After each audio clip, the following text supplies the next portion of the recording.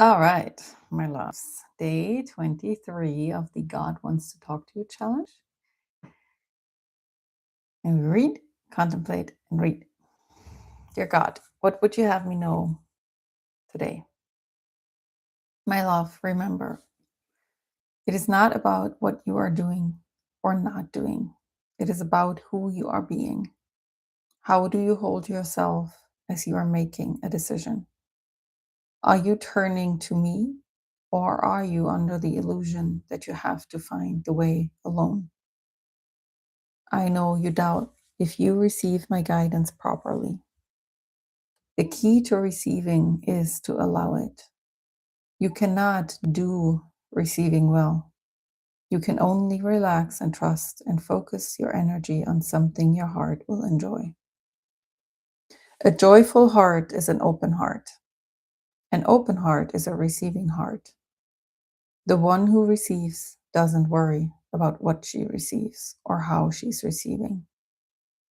She enjoys herself and trusts that what is for her will find her, even if she's taking a nap. It'll just come around again later when she's up. I can reach you always, easily. The question is, do you allow yourself the joy of receiving me? I know you do. All my love and all my guidance, God.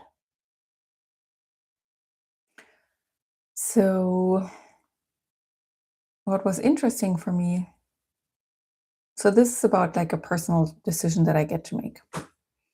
And so I'm sitting here thinking, what am I supposed to do? I know I'm supposed to trust and follow the guidance. But what is the guidance? I don't hear anything. And by stating that, well, I don't make things better.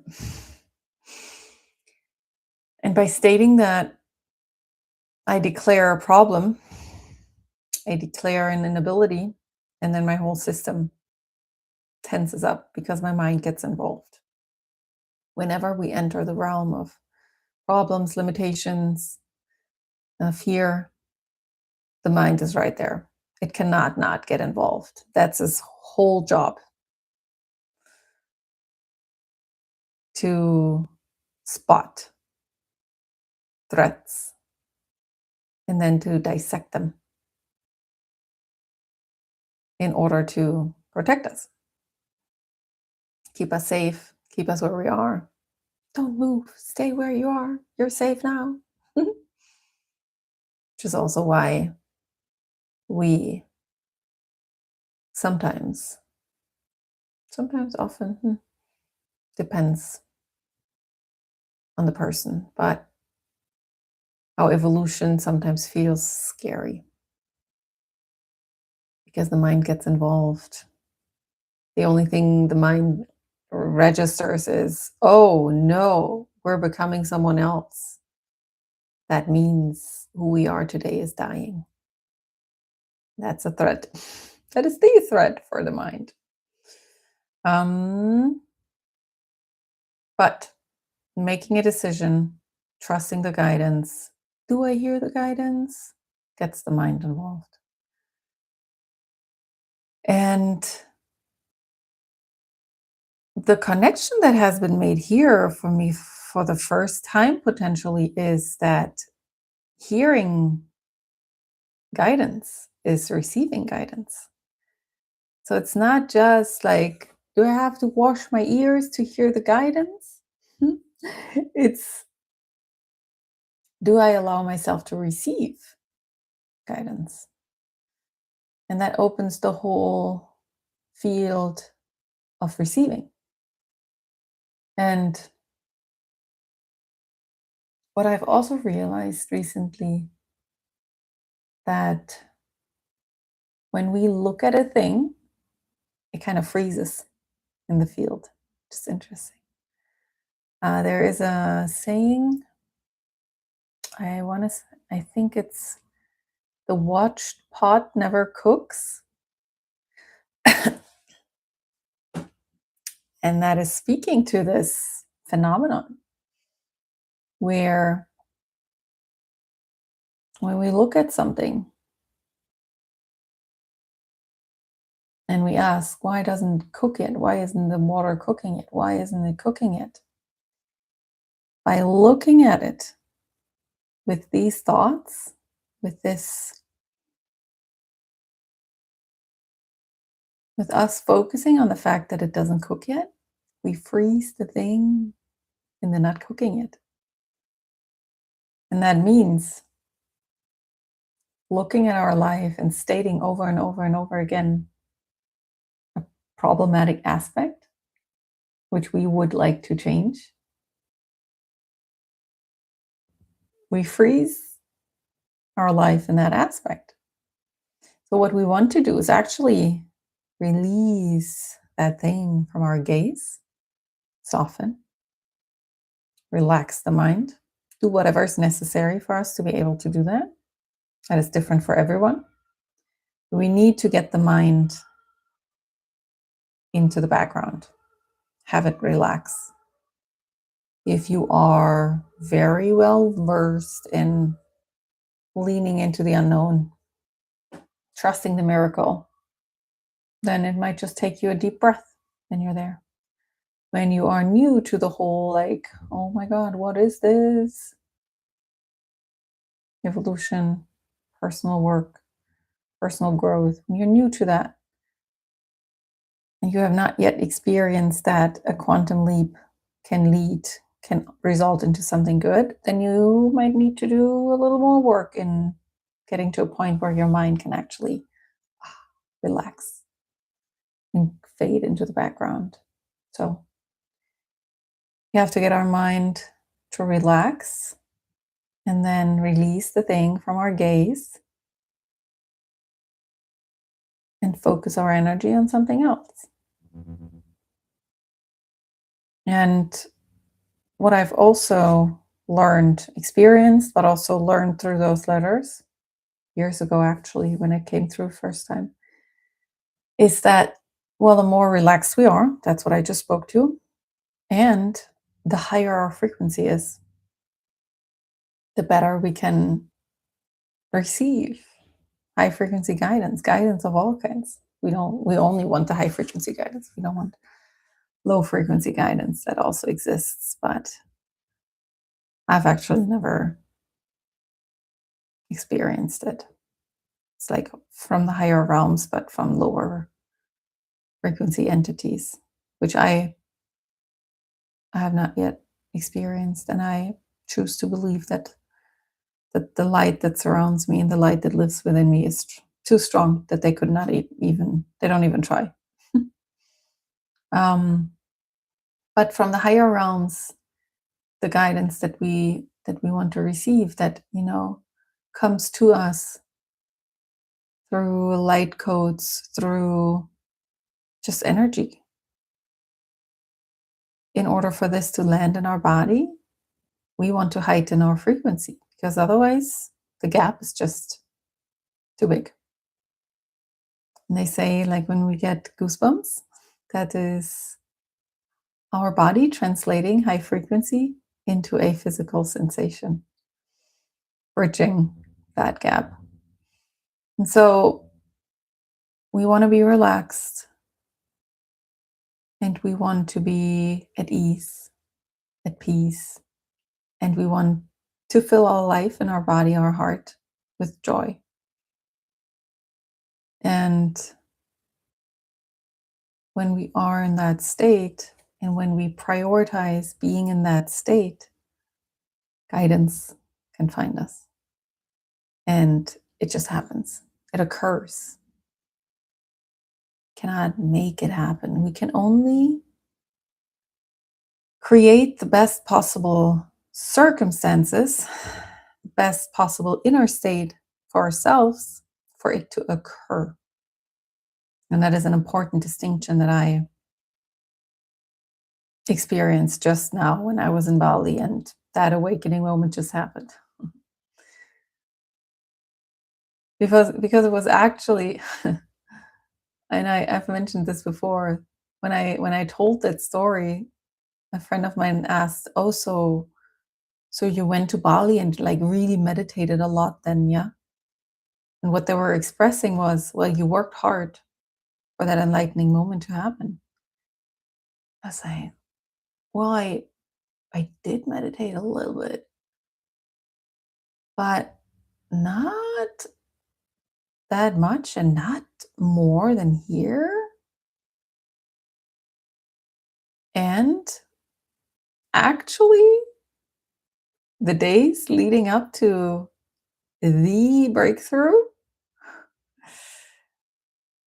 I didn't pay attention to, well, I actually cannot say that because I always pay attention. My mind is just, my brain is a six-line brain, so all I do is contemplate. But I actually, in the days leading up to that awakening moment, I did not study a lot.